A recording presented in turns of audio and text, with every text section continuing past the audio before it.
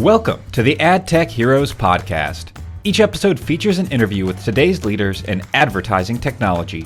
If you're working in AdTech and always wanted to sit down and pick the brains of today's experts, then this show is for you.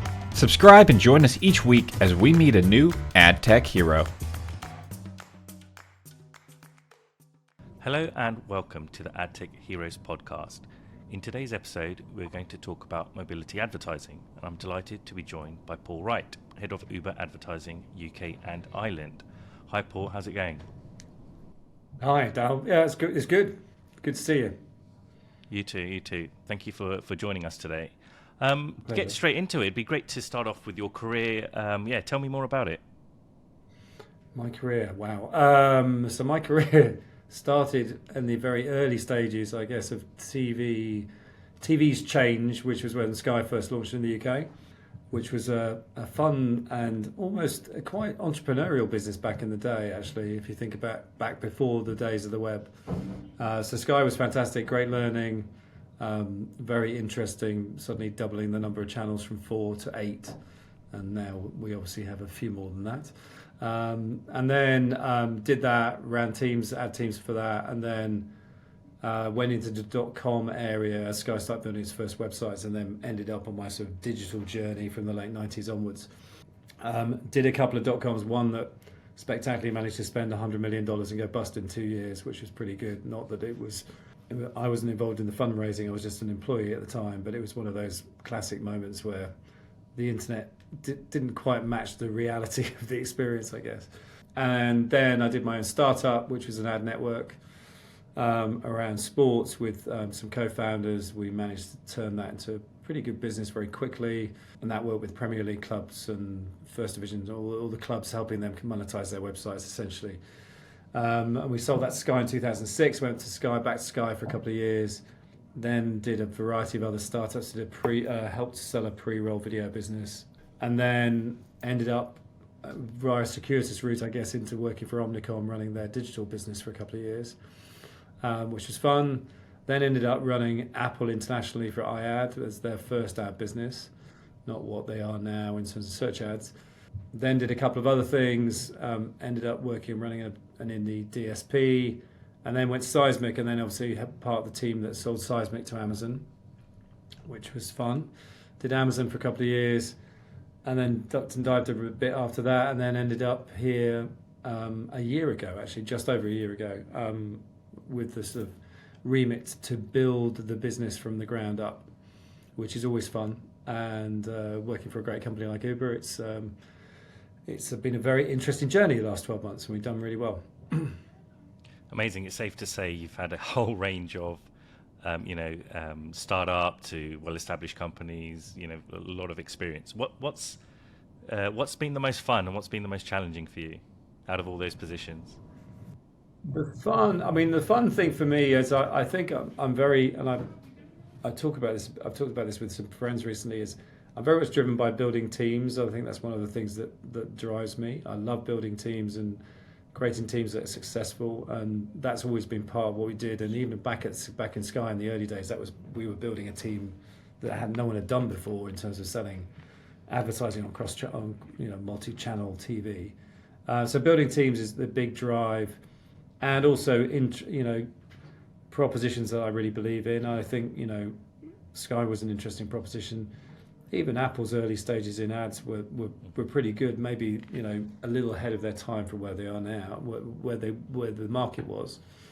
So always that combination of team building and doing something new and interesting has been great. So that's really what drives me, I would imagine. And then the challenges, has there been one role that's been more challenging? Challenges, well, there's always challenges, right? I mean, I've been made redundant more times than most. I don't know, I have worked at 2 companies that have gone bankrupt. So the challenges, I guess, are the balance between that risk and the execution, and where companies don't succeed. It's not necessarily through a lack of ambition. It's more a lack of understanding the market well enough and just driving through on that success. So there has been some challenging times, but I've never, and this sounds a little bit like a cliche, but it's not. You learn so much from the challenging times. You learn loads more from the challenging times than the easy times. And I think when I ran my business, or the business I set up with a group of people, I very much felt that we'd learnt a lot in terms of how we needed to run it to make sure it was successful from the experiences and the mistakes that we'd seen at other places beforehand. So nothing too challenging apart from, it depends on what your appetite for risk is. I guess I'm not particularly worried if things don't work out, because you'll learn from it and you go on to do the next thing. And just you mentioned redundancies, and we're obviously facing very challenging times now. I think, was it only last week or a couple of weeks ago, Spotify announced a lot of a similar type of business, I suppose, as Uber to some extent. A lot of redundancies there, and there's a lot of deflated people within the market, and it's not just Spotify, right? There's companies all around AdTech and marketing that have been laid off. What would your advice be in terms of bouncing back and kind of what you've learned over the years? I think, it's hard, because I think the first thing is the emotions you have with being redundant is, I guess, why me rather than somebody else? And you sort of have to push through that. I know it's easy to say, but you do that. And then I think it's very much about, the hard bit is recognizing that this is a job to get another job, but that you have skills that you really need to, highlight and stuff, and get through there. And you've got networks out there, and there's a lot of opportunity. I always say to people, use your network. So your network is a really powerful way of getting opportunities. Over research. We've done a lot of recruitment for Uber actually in the last few months, and I think the best prepared candidates are really well researched in the subject that they are, the area they want to go into. Join various AdTech groups. There are a lot of AdTech groups out there that support this, whether it's Jobs in AdTech or whatever. Just join those groups, and just don't. I think it's easy to say don't give up, but actually most people have great skills that are going to be found by somebody somewhere. You just have to keep going and work it through. But if you've got a mentor or someone like that, that's usually quite helpful as well. Find someone who's a mentor, because that can really help you in the tougher times when it might feel like it's not happening for you. Just use what's around you, because I think there's a lot of great people out there. There are great jobs. It's just finding them and getting that opportunity to present yourself to those people and convince them that you're the person for it. Amazing. That's great advice. Fast forward to now then, in terms of Uber. I think it's very new, isn't it, Uber getting into advertising? So tell me a bit about the story around that and why Uber went into advertising. I think the story initially started with Uber Eats, because if you think about your experience for delivery from a restaurant, and we know this from research, and other delivery apps will say this, is that most people go there knowing that they want a delivery, but they're not clear about what they want. And one of the ways, obviously, to provide that choice is to use sponsored listing products, so that people can see which restaurant they may be available in their area. So that's where we started. And then that became a very successful business and has established ourselves as a performance marketing business with a traditional sort of retail media slant to that.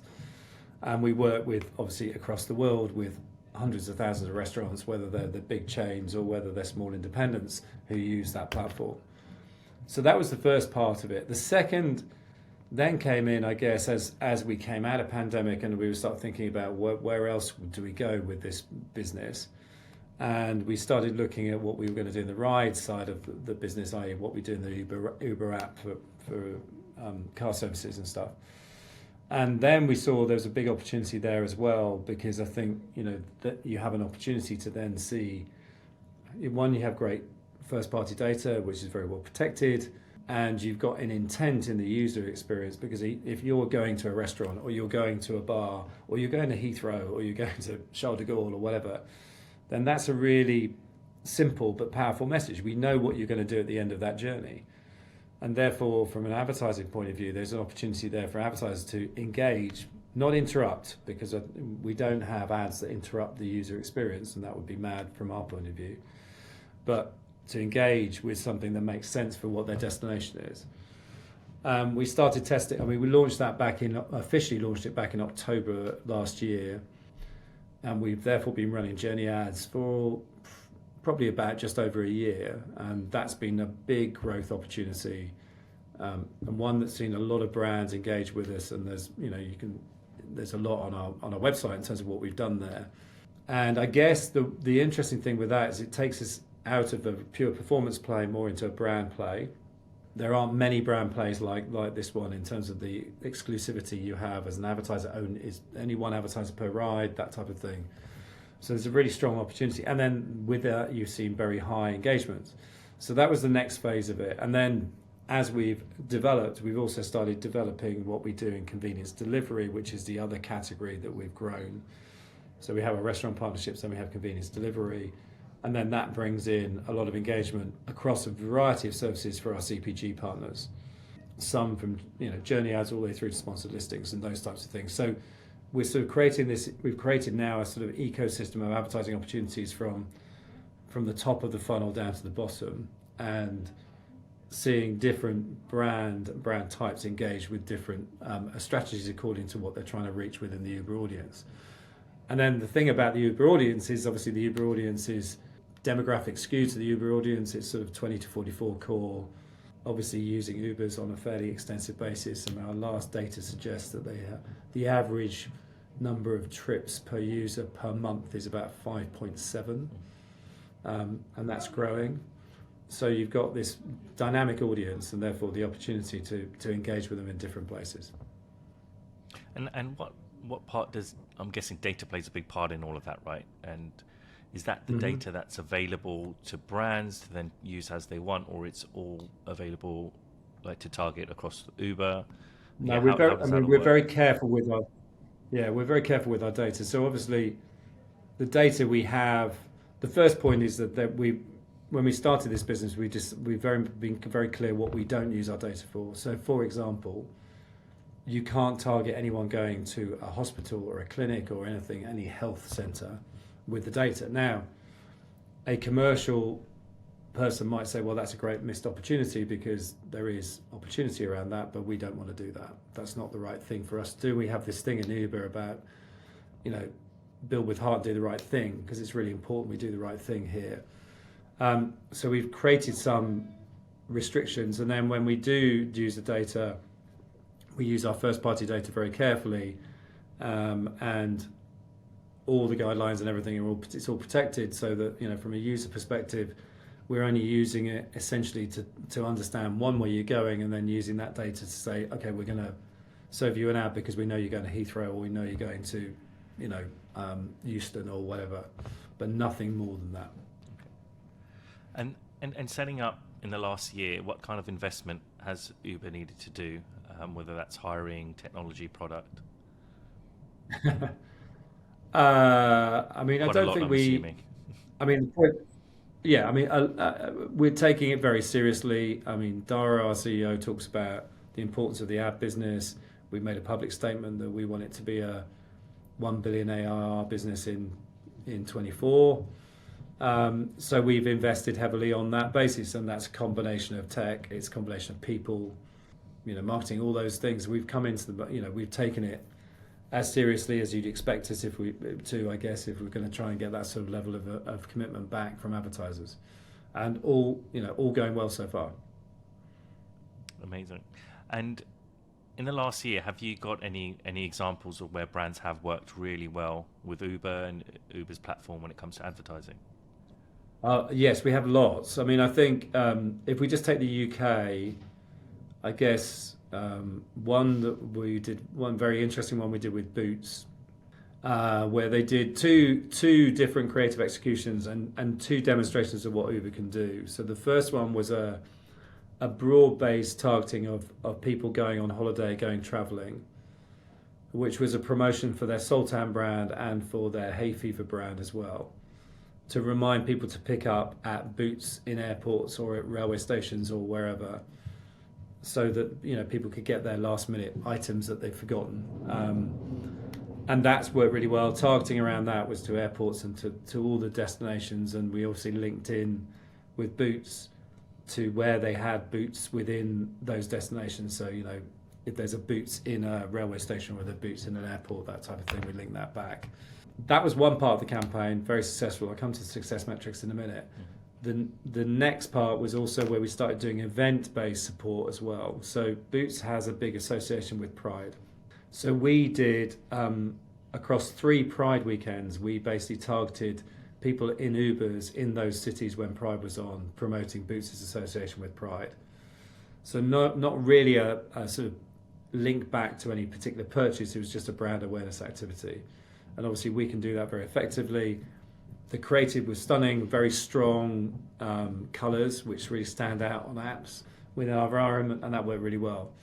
And then on top of that, and we talked about this at a IAB event recently, we did a brand lift study. And we found that a couple of things were really interesting. One is all the metrics were positive. So we increased brand awareness, we increased brand favourability, and various other metrics as well. And that's quite surprising, perhaps, for an established brand like Boots, moving those things quite significantly. And the brand favourability went up by 6%.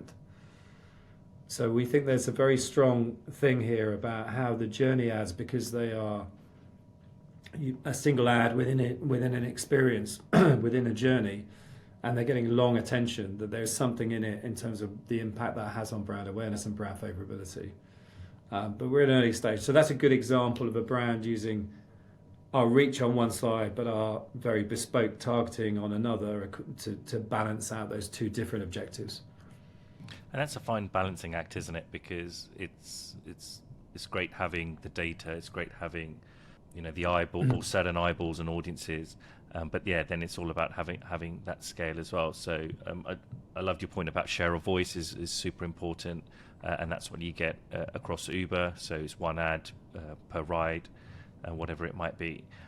How creative then can you get with that, right? So and then how do you still do it in a way where it's not going to disrupt the user? Because Uber has a few competitors, and very easily just how if I'm trying to locate a taxi or I'm trying to get a ride home, it doesn't really work on one of the apps, I quickly switch to the other one. That's just my preference. But Of course. Is that what users would also do if they saw an ad pop up and one was irrelevant and 2 kind of too in your face? Like how have you kind of I think the ad experience, the ad, it's a good question actually, because the ad experience, we're always checking the ad experience is as seamless as it can be. It doesn't get in the way of the experience at all. I'll give you an example. So the first screen you see, the confirmation screen where you're waiting for a driver to confirm that they're going to pick you up. Though the ad in that is swipeable but non-clickable.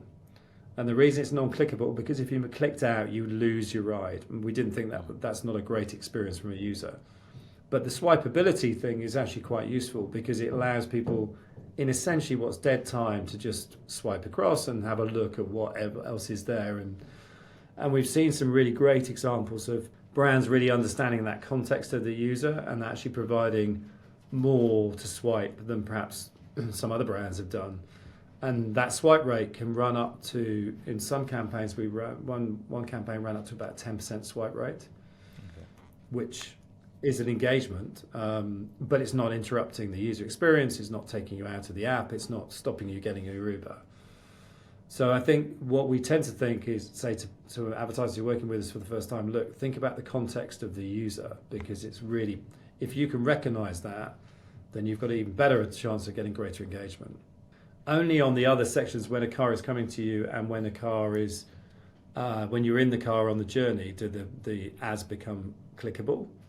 Okay. And then there's, I think, quite an interesting opportunity around that to where you take people from there, because again, they are in their car, they can be possibly convinced to look at some content or do whatever. And we had a great example of that with some work we did with Warner Music in the summer with Ed Sheeran's album release, where the ad was there, the first bit was there saying, hey, the album's out, and then it's linked direct into Spotify or any of the streaming services, so you could go and listen to the album. Now, where better to do that if you're sitting in the back of a car and maybe you don't want to have a chat with the driver, you may have your headphones on, you can do that right that moment. So there's that recognition of the moment and the opportunity, I think, is really powerful. And we've got, as we go into next year, I'm sure we'll have more plans around how we develop this, but there is definitely opportunity there. The average Uber journey is anything between 20 and 25 minutes, depending on the city you're in, but that's true for the UK certainly. So you have that time frame where you could provide other content. We had another creative example where one advertiser actually had the first message was "buckle up," which just recognises again the user experience. We had another one with another advertiser which was targeting tourists in London, and it would say "Welcome to London" when you got your Uber at Heathrow or whichever other airport you were at. So those types of simple messaging, we think, just adds to the power of the thing without you don't have to interrupt, you just have to engage and recognise the user experience. Makes sense. And what role, AI is we can't have a podcast without mentioning AI in some shape or form. So it'd be great to understand how you feel AI and what role AI plays in mobility advertising. When we talk about our business, and our CEO talks about this a lot, I mean, AI is part of our business because we use it to get, people to the right places, to estimate the time they're going to take to get there, those types of things. So the ad product sits on the back of that. It doesn't really need anything specific. So it's something you've been doing for years, right? Without even anything related to advertising. It's not some sort of, thing that's going to change anything we do, because it's already in the setup there. What's in store for Uber in 2024? What do you think will come for you guys, and what should brands be excited about? There's a lot of opportunity. I mean, I think we're only just getting started, really. I mean, most of my team in the UK has only been around for 6 months in the business, so we've got a lot to go. There's a lot of people to talk to. But beyond that, I think a couple of things. Firstly, we are testing video formats in the Rider app at the moment, and that will get rolled out in 2024 at some stage. And that's important for us because, again, it goes back to that engagement. How do you get the engagement and the opportunities there? We're constantly improving our product suite across all of our services. So we've just launched, for example, video in the post-checkout environment, and this is on Uber Eats. So when you've all made an order and you're waiting for your drop-off to happen, we place an ad in that unit. We're just running video in that now, and we're finding very interesting results there. Very similar to the Rider app, I guess, in the sense that it's that dead time while you're waiting for something to happen. So we see that as a big growth opportunity. We'll continue to work more extensively with our CPG partners in terms of what they want to do across all of our services. And we'll keep innovating. I mean, I think gamification is another one. Add to wallet is another area which I think we're just testing at this stage in terms of how that works. I always think add to wallet's a huge opportunity, particularly for people going to retail destinations and making that easy to happen. So, here's a discount. We've got some brands doing some testing on this already. And we'll just keep on innovating and keep developing the product across all the markets we're in and go from there. We're never short of anything to talk about, I think is the best way of describing it. Yeah, so it's safe to say a lot more quality ad placements, video advertising. Yep. Have you guys thought of audio? Like you mentioned before, when you're riding, you've got headphones in. Is that something that you've ever or Uber has thought of? Never say never, but it's not. I mean, I think the visual element is important because of the way people engage first and foremost. So I think we just need to think these things through, maybe one day, but nothing planned at the moment. Perfect. And you touched on CPG as a vertical that's key for you. What other verticals or brands have worked well with Uber? Well, I mean, streaming companies, obviously, particularly around Uber Eats, because there's a natural synergy there. You've got your food coming, and then what you're going to do next. Technology companies do a lot of work with us. B2B, we've done a lot of stuff around the event space, as we were talking about earlier. I mean, that's a big area for us, whether it's a big conference in an American city or in Barcelona or something like that, or there's a lot of opportunities around there. Luxury, we do a lot of work in luxury. The luxury market loves the proposition because the targeting can be very geo-linked to luxury shopping centres, those types of things, but equally the environment is is in a manner that they're very happy with. And then, I mean, we've got people doing stuff which is, I mean, this is where the targeting gets very interesting. So, for example, Uber Green, which is our electric fleet in London, we have a variety of advertisers targeting that audience because, by definition, that's a very clear statement that you're very interested in climate specifically. I mean, everyone's interested in climate, but that's a specific statement on that. Or they might be interested in electric cars or whatever. We have Uber Pets, which is our pet service, which is well used, and we have lots of advertisers interested in that audience because, by definition, if you're ordering an Uber Pet car, you have a pet, and therefore it's a fairly good qualification for a variety of options there. So there is just so many different ways you can use us, and I don't think we've got to the end yet in terms of what we can do. We're just experimenting at this stage. Yeah, and everything you've mentioned so far, it's all been around data, right, and insights where potentially brands will never have access to this with other platforms or other publishers or media owners that they work with. So I think that's super interesting. We've got a final question. Absolutely. It's this thing. Sorry, go on. I was just going to say, I think it's this thing about it's an intent audience. So if you're on Uber Eats, the intent is you're going to order some food, you're going to order a convenience delivery, or you order groceries. If you're traveling on an Uber, you're going somewhere to do something. And that audience is very, it's difficult to capture in other places, I think, in terms of that clear intent is there, and there's no real debate about it. And do you think the demise of the third-party cookie is actually playing in your favor because you have access to all of this data and unique data as well, or is that again not much of a play or an impact for you guys? No, I think it helps. I mean, I think this is just such an unusual data set, and we don't need a lot of data to make it effective. So we don't need to make it complicated in that sense. So I think that's the powerful. So I think that helps. I think advertisers are increasingly looking for, beyond the cookie and stuff, a less cluttered environment so they can get their message across. The attention thing is definitely part of what we do as well, because the average time spent in the ads is about 100 seconds. So that plays into that thing about getting clean engagement, and it's not distracted, but actually proper engagement in terms of the time spent.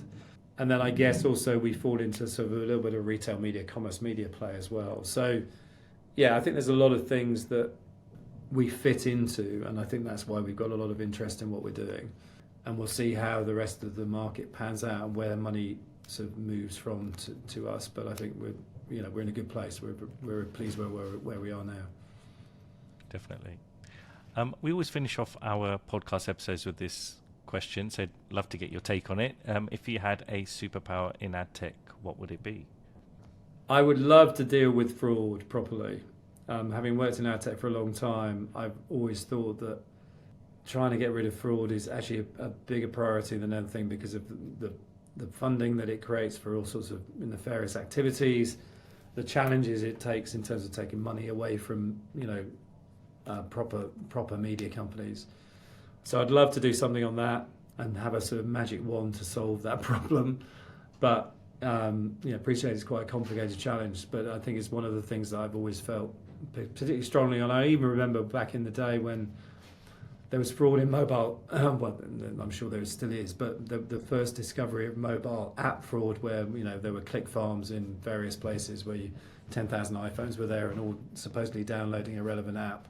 So I think it's an area I'd love to have some superpower to take it seriously and really solve that so the money can go to the right places. Amazing, great answer. I think that's all we have time for in today's episode. Thank you, Paul, for your time. A pleasure. Thank you for your time as well.